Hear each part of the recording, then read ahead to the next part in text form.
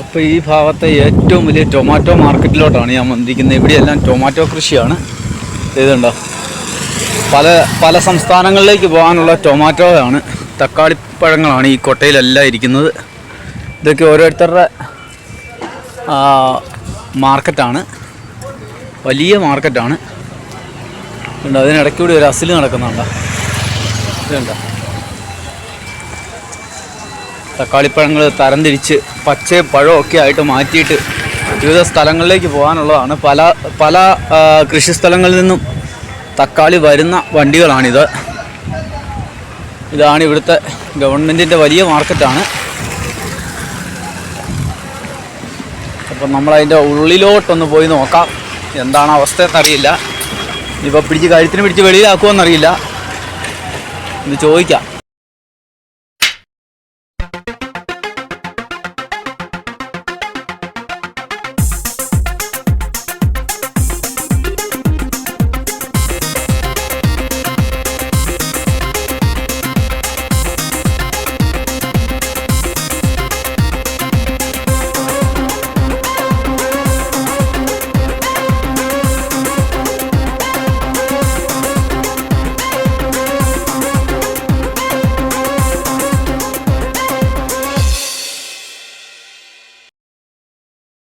ഉള്ളത് ഇവിടുത്തെ ഏറ്റവും വലിയ ടൊമാറ്റോ മാർക്കറ്റിലാണ്. അപ്പോൾ ഓഫീസിൽ പോയിട്ട് അവരോട് പെർമിഷൻ ചോദിച്ചു വീഡിയോ എടുക്കാൻ വേണ്ടി. അപ്പോൾ അവർ വീഡിയോയ്ക്ക് പെർമിഷനൊക്കെ തന്നിട്ടുണ്ട്. കുഞ്ഞിനെ ഞാനിവിടെ ലോറി അസോസിയേഷൻ്റെ ഒരു ഓഫീസിൻ്റെ സൈഡിൽ കൊണ്ടുപോയി വെച്ചിരിക്കുകയാണ്. അപ്പോഴത്തേ നമ്മൾ ഈ മാർക്കറ്റ് ഒന്ന് കാണാൻ വേണ്ടി ഇറങ്ങിയതാണ്. ഇവിടെ കൃഷിസ്ഥലത്തു നിന്ന് എല്ലാ ഫീൽഡിൽ നിന്നുമുള്ള ടൊമാറ്റോ കൊണ്ടുവന്ന് വെച്ചിരിക്കുന്നത് കാണാം. അപ്പോൾ നമ്മൾ ഓഫീസേഴ്സിനോട് ചോദിച്ചപ്പോൾ ഒരു പ്രശ്നമില്ല, പോയി വീഡിയോ എടുത്തോളാൻ പറഞ്ഞു. ഇതാണ് ഇവിടുത്തെ ഏറ്റവും വലിയ മാർക്കറ്റാണ്. നല്ല ദൂരത്തിലുണ്ട് കേട്ടോ, ഈ മലയുടെ അടിവാരത്ത് കോട്ടയുടെ താഴെയാണ്. അതാണ് കോട്ട, ആ കോട്ടയുടെ താഴെയാണ് ഈ മാർക്കറ്റ്. ഇതുണ്ടോ, എല്ലാം നമ്മുടെ ഇതിൻ്റെ സ്ഥലങ്ങളിൽ നിന്ന്, കൃഷിസ്ഥലത്തു നിന്ന് കൊണ്ടുവന്ന ടൊമാറ്റോയാണ് ഈ ഇരിക്കുന്നത് മുഴുവൻ. ഇതുണ്ട്, ഇതെല്ലാം ലോറിയിൽ ലോഡായി പല സ്ഥലത്തോട്ട്. ഇവിടുന്ന് കൂടുതലും പോകുന്നത് കർണാടകയിലോട്ടാണെന്നാണ് പറഞ്ഞത്. നമ്മളിവിടെ ചോദിച്ചായിരുന്നു. ഇതെല്ലാം ടൊമാറ്റോയാണ് കൂടുതലും പോകുന്നത്, കർണാടക, മഹാരാഷ്ട്ര.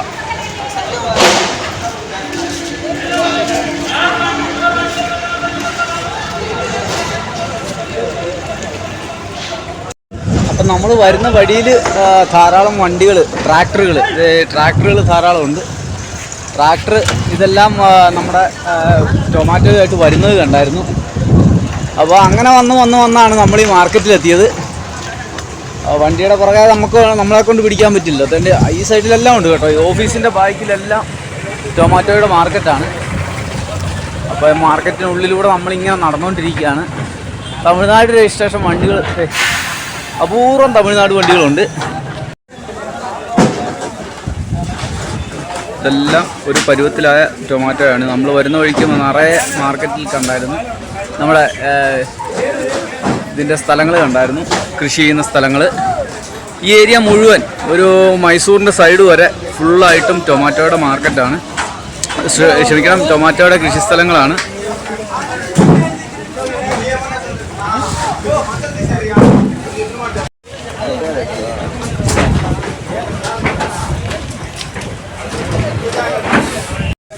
പാക്കിങ് നടക്കുകയാണ്.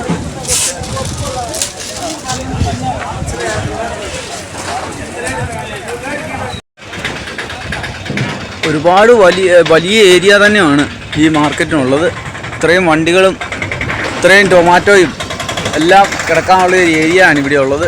ഇതാണ് ആ കോട്ടയുടെ ആ മതിൽ. അപ്പോൾ സാറിനോടൊക്കെയാണ് ഞാൻ അനുവാദം ചോദിച്ചത്. സാർ ഓക്കെ എന്ന് പറഞ്ഞു.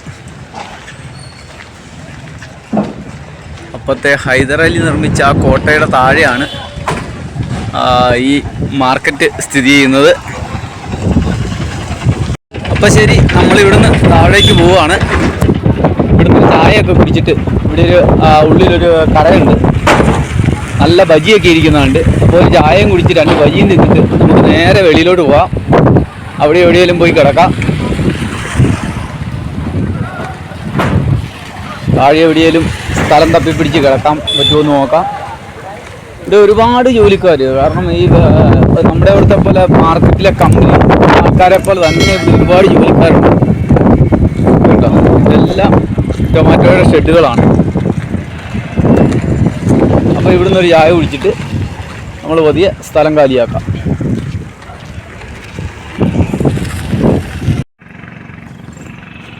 അപ്പോൾ സൂര്യനൊക്കെ ഉദിച്ചിട്ടുണ്ട്. ആ കാണുന്ന മലയാണ് ടിപ്പു സുൽത്താൻ്റെ പിതാവ് ഹൈദരാലി നിർമ്മിച്ച കോട്ടയുള്ള മല. അതിൻ്റെ മുകളിലേക്ക് നമുക്ക് ഇന്നലെ നമ്മൾ അതിൻ്റെ താഴ്വാരത്തെത്തിയിരുന്നു. പക്ഷേ അതിൻ്റെ മുകളിലേക്ക് പോകാനുള്ള ഒരു അവസരം നമുക്ക് കിട്ടിയില്ല. കാരണം 4-5 പേരുണ്ടെങ്കിൽ മാത്രമേ ഉള്ളൂ അതിൻ്റെ മുകളിലേക്ക് പോകാൻ അവർ സമ്മതിക്കത്തുള്ളൂ. അങ്ങ് അകലെ ആ ടാങ്ക് കാണുന്ന ഭാഗം, ആ ഭാഗത്തു നിന്നാണ് നമുക്ക് മുകളിലേക്ക് കയറാനുള്ള വഴിയുള്ളത്. അതിൻ്റെ അപ്പുറത്തു നിന്നാണ് കയറുന്നത്. അപ്പോൾ ഏകദേശം 3 മണിക്കൂർ വേണം ഈ മലയുടെ മുകളിലെത്താൻ ട്രക്കിങ്. കാര്യം പറഞ്ഞാൽ അവിടെ എവിടെയൊക്കെ ഇതിൻ്റെ ബോർഡുകളൊക്കെ വെച്ചിട്ടുണ്ടെങ്കിലും അവിടെ കാര്യക്ഷമമായ ഒരു പരിപാടിയൊന്നും അല്ല നടക്കുന്നത്. കുറേ ആളുകൾ വരുന്നു, പുൽത്തകടിയിലിരിക്കുന്നു, ഭക്ഷണം കഴിക്കുന്നു, പോകുന്നു എന്നല്ലാതെ ടൂറിസത്തിൻ്റെ മേഖലയിലോട്ട് തിരിഞ്ഞ് ഉള്ളൊരു പരിപാടിയില്ല. ഒരു ബോർഡ് വെച്ചിട്ടുണ്ട്, ഇന്ത്യയിലെ ഒരു പുരാതന സംഭവമാണെന്ന്. അതിൻ്റെ മുകളിലുള്ള കോട്ട അത് കാണാനുള്ള അവസരം പക്ഷേ ഒരു തരത്തിലും കൊടുക്കുന്നില്ല. അതൊരു വലിയ പ്രശ്നം തന്നെയാണ്. കാരണം നമ്മൾ ഇത് കർണാടകയിലോ മറ്റൊക്കെ കോട്ടകൾ കാണാനുള്ള ഒരവസരം കൊടുക്കാറുണ്ട്. പക്ഷേ ഇവിടെ അങ്ങനത്തെ ഒരു അവസരമൊന്നുമില്ല.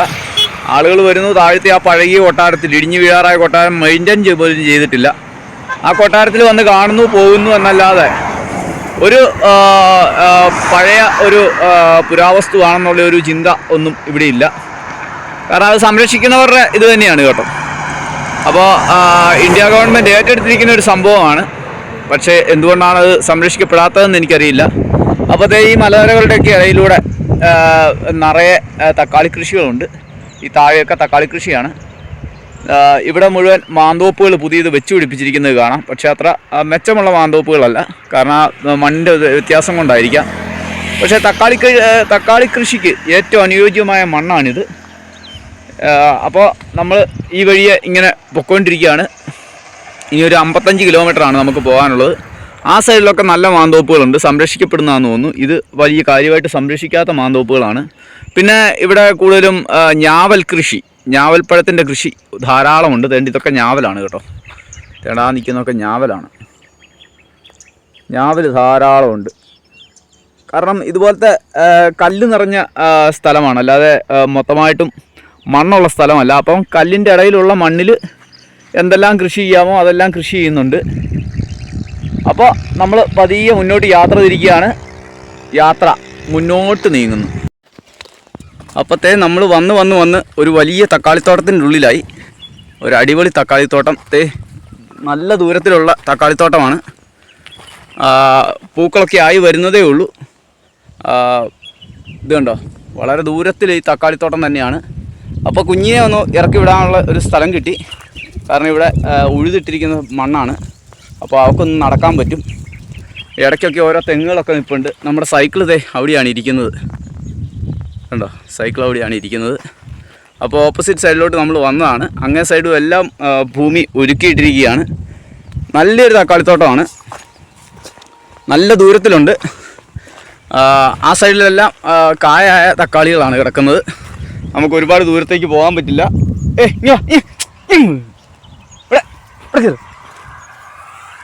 നമ്മൾ തക്കാളിത്തോട്ടത്തിൻ്റെ അകത്തോട്ട് കയറാൻ നോക്കി. ഇന്നലെ അയാളെ തക്കാളിത്തോട്ടത്തിൻ്റെ അകത്തൂടെ കൊണ്ടുപോയതാണ്. ആ ഒരു ഓർമ്മ വെച്ച് പോയതാണ്. അപ്പോഴത്തെ മനോഹരമായ തക്കാളിത്തോട്ടം. അപ്പുറത്തെ സൈഡിലൊക്കെ തക്കാളി കായായിട്ടുണ്ട് കേട്ടോ. ഈ കാണുന്ന ഭാഗത്തൊക്കെ, ആ തെങ്ങിൻ്റെ അപ്പുറത്തെ ഭാഗത്തൊക്കെ തക്കാളി കായായി കിടക്കുന്നതാണ്. പക്ഷേ ഇവിടെ അത് വെച്ചിട്ടേ ഉള്ളൂ. വെച്ചിട്ട് കുറച്ച് കാലമായതേ ഉള്ളൂ. പൂവിടാൻ പോകുന്നതേ ഉള്ളൂ. ഒരു 45 ദിവസത്തിനോ 70 തക്കാളി പറിക്കാം എന്നാണ് തോന്നുന്നത്. ഇതുണ്ട്, ഇവിടെയൊക്കെ പൂവിട്ട് നിൽക്കുന്നത് കാണാം. വലിയ രീതിയിൽ തക്കാളി കൃഷിയുള്ള ഒരു ഏരിയയാണിത്. അപ്പോൾ ഇവിടെ തന്നെയാണ് തക്കാളിയുടെ മാർക്കറ്റ്. ഇന്നലെ നമ്മൾ പോയ തക്കാളിയുടെ മാർക്കറ്റിലാണ്. വളരെ മനോഹരമായ പ്രദേശത്ത് വളരെ നല്ല രീതിയിൽ തക്കാളി കൃഷി ചെയ്യുന്നു. വാ കുഞ്ഞി വാ. അപ്പോൾ നിക്കടി. അപ്പോൾ ഈ കാഴ്ചകളൊക്കെ കണ്ട് നമ്മൾ പതിയെ മുമ്പോട്ട് പോവുകയാണ്. അപ്പോഴത്തെ നമ്മുടെ ഒരു സുഹൃത്ത് വന്നതാണ്. സുഹൃത്ത് വന്ന് നമ്മളെ കണ്ട് പരിചയപ്പെട്ടു. आपका नाम क्या है? श्रीराम. ശ്രീരാം. ജയ് ശ്രീരാം. അപ്പോൾ ശ്രീരാം ഭായി നമ്മളെ കണ്ട് സംസാരിച്ച് കുഞ്ഞിനെയൊക്കെ പുള്ളിക്ക് ഇഷ്ടപ്പെട്ട്. അപ്പോൾ കുഞ്ഞി ഞാനിവിടെ തിരിച്ച് വണ്ടിയെ കയറി ഞങ്ങൾ പോവുകയാണ്. Okay, thank you. അപ്പോഴത്തെ ഞങ്ങൾ തക്കാളിത്തോട്ടത്തിൻ്റെ സമീപത്തൂടെ നമ്മുടെ സൈക്കിളിൻ്റെ സമീപത്തേക്ക് പോവുകയാണ്. ഇത് വലിയൊരു തോട്ടമാണ് കേട്ടോ. നല്ല ദൂരത്തിൽ ഈ തോട്ടം കിടക്കുന്നുണ്ട്. അപ്പോൾ ഞങ്ങൾ NH40 ക്രോസ് ചെയ്ത് പതിയെ കൂട്ടിലോട്ട് വന്ന്. ഞങ്ങൾ കൂട്ടിലോട്ട് വന്നില്ലേ? ഇനി കൂട്ടി കയറുമല്ലേ? കൂട്ടി കയറുവാണോ? കൂട്ടി കയറണ്ടേ? കയറാം. മനോഹരമായ ഒരു സമീകൃത കൃഷിത്തോട്ടമാണ് ഈ കാണുന്നത്. പൂക്കൃഷിയും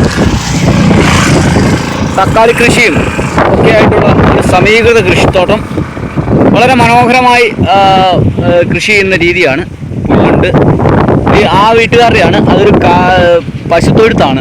ധാരാളം പശുക്കൾ അവിടെ നിൽക്കുന്നുണ്ട്. പക്ഷേ അവിടെ എനിക്ക് സൈക്കിൾ നിർത്താനുള്ളൊരു സാഹചര്യമില്ലായിരുന്നു.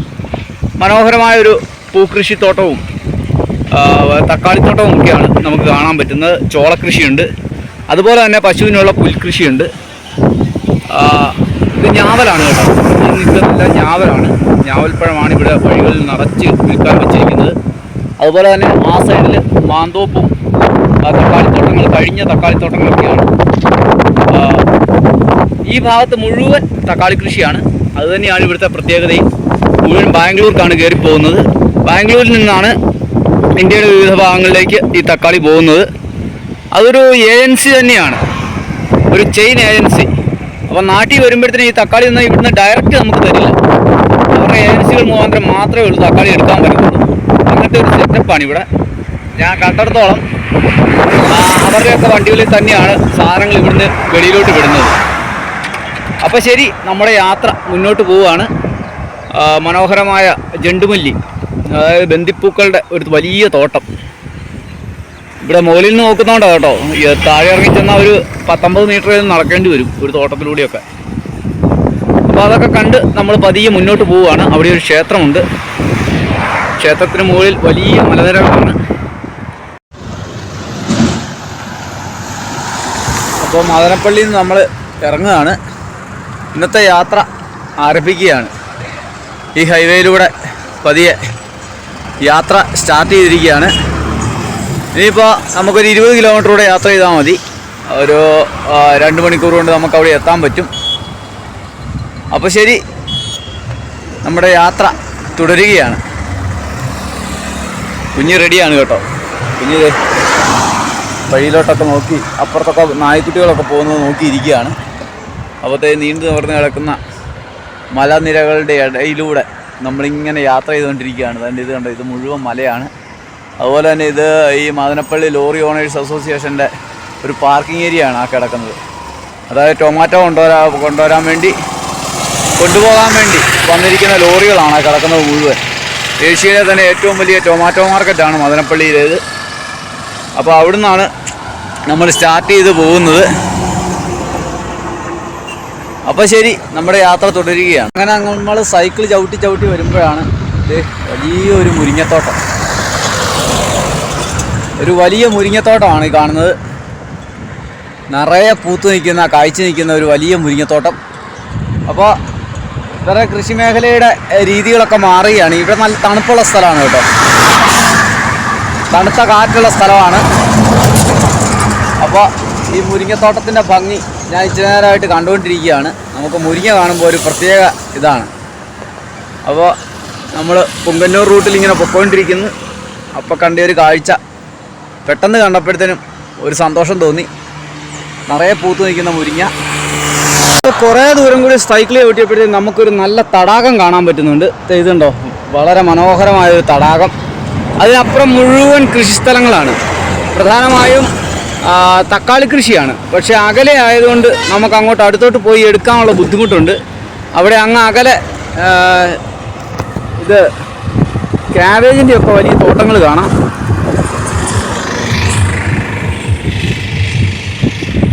അങ്ങ് അകലെ ക്യാബേജിൻ്റെ ഒക്കെ തോട്ടങ്ങൾ കാണാം. ക്യാബേജ് കൃഷി ഇവിടെ ധാരാളമുണ്ട്. ഇപ്പോൾ വരുന്ന വഴിയിലൊക്കെ ഞാൻ കണ്ടിരുന്നു. അപ്പോൾ തടാകത്തിൻ്റെ കരയിൽ മുഴുവൻ കൃഷിസ്ഥലങ്ങൾ അകലെ കാണുന്നത് ക്യാബേജാണ്, വെള്ള കളറിൽ കാണുന്നത്. ബാക്കി മുഴുവൻ തക്കാളിത്തോട്ടങ്ങളാണ്. അപ്പോൾ ഇത്രയൊക്കെ ഉള്ളൂ നമുക്ക് സൈക്കിളിൽ ഇരുന്നിട്ട് സൂം ചെയ്ത് കാണിക്കാൻ പറ്റത്തുള്ളൂ. അപ്പം അല്ലെങ്കിൽ ഫുള്ളായിട്ട് ഷെയ്ക്കാവും. ആ സൈഡ് മുഴുവൻ കൃഷിസ്ഥലങ്ങൾ, നല്ല രസമുള്ള കാഴ്ചകളാണ്. പക്ഷേ അടുത്ത് പോയി എടുക്കാനുള്ള ബുദ്ധിമുട്ടുണ്ട്. ആ മലയുടെ അടിവാരം മുഴുവൻ കൃഷിസ്ഥലങ്ങളാണ്. ഇപ്പോൾ ഒരു വെള്ളത്തിൻ്റെ കെട്ട്, അതായത് ഒരു തടാകം കണ്ടത് ഇപ്പോൾ ആദ്യമായിട്ടാണ്. അതുകൊണ്ടാണ് ഈ വീഡിയോ എടുക്കാൻ നിർത്തിയത്. വഴിയരികിൽ കണ്ട ഒരു കാഴ്ച നിങ്ങളെ കൂടെ കാണിക്കാമെന്ന് വെച്ച്. ഇതാണ് മാർബിൾ കല്ല്. അത് കട്ട് ചെയ്ത് മാറ്റിയ ശേഷം, സ്ലാബുകളായിട്ട് കട്ട് ചെയ്ത ശേഷം കൊണ്ടുവന്ന് ഇങ്ങനെ വഴിയിൽ തള്ളിയിരിക്കുകയാണ്. കണ്ട, അതും മറ്റൊരു മാർബിൾ പീസാണ്. വൈറ്റ് മാർബിളാണ്. ഇതുണ്ടോ, നല്ല മനോഹരമായി കട്ട് ചെയ്ത് മാറ്റി പോളിഷ് ചെയ്ത് നമ്മുടെ ഒക്കെ തറയിലൊക്കെ ഇടാൻ വേണ്ടി കൊണ്ടുവരുന്ന, കെട്ടിടങ്ങൾ പണിയാൻ വേണ്ടി കൊണ്ടുവരുന്ന മാർബിൾ പീസാണിത്. വഴി സൈഡിൽ കൊണ്ടുവന്ന് ബാലൻസ് വന്നത് ഇട്ടിരിക്കുകയാണ്. അതുപോലെ തന്നെ ആ കിടക്കുന്ന വലിയ പീസുകളൊക്കെ മാർബിളിൻ്റെ പീസുകളാണ്. അതൊക്കെ ഉപേക്ഷിച്ച പീസുകളാണ്. അപ്പോൾ ഇത് കണ്ടപ്പോഴത്തേനൊന്നും നിർത്തിയെന്നേ ഉള്ളൂ. ഇങ്ങോട്ട് വരുന്ന വഴിക്ക് ധാരാളം ഫാക്ടറികൾ കണ്ടിരുന്നു. പക്ഷേ നമ്മുടെ സമയവും അവരുടെ സമയവും തമ്മിൽ വ്യത്യാസമുള്ളതുകൊണ്ട് കട്ടിക്കൊന്നും സ്റ്റാർട്ടായിട്ടില്ല. 8 മണിക്കേ ഉള്ളൂ അവിടെ ഡ്യൂട്ടി സ്റ്റാർട്ട് ചെയ്യത്തുള്ളൂ.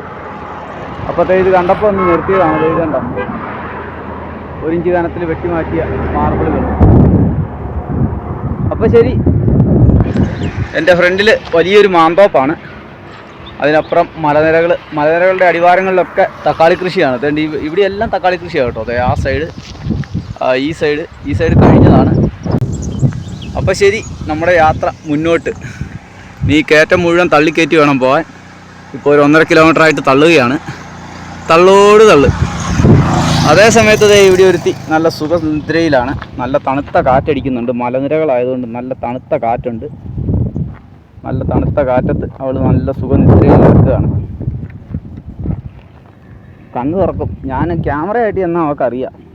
അന്നേരം എത്ര വലിയ ഉറക്കമാണേലും നമ്മൾ സ്പെയർ ടയറൊക്കെ വാങ്ങിച്ച് ഇവിടെ സൈഡിൽ കെട്ടി വെച്ച്, ഇനിയിപ്പോൾ പോണ വഴിയിൽ നമ്മുടെ ടയറിന് കംപ്ലൈൻറ്റ് വന്നാൽ അപ്പോൾ മാറാമെന്നുള്ള രീതിയിലാണ്. പിന്നെ ഒരു സ്പെയർ ട്യൂബും വാങ്ങിച്ചിട്ടുണ്ട്. കാരണം ഇവിടെയൊക്കെ എന്ന് പറഞ്ഞാൽ ഒരു സ്ഥലം കഴിഞ്ഞാൽ മറ്റൊരു സ്ഥലം, ഒരു ടൗണ് കിട്ടണ 20-30 കിലോമീറ്ററുകൾ കഴിയണം. അതിനിടയിലൊന്നും കാണില്ല. അതാണ് ഏറ്റവും വലിയ പ്രശ്നം. അപ്പോൾ ശരി, യാത്ര തുടരുകയാണ്.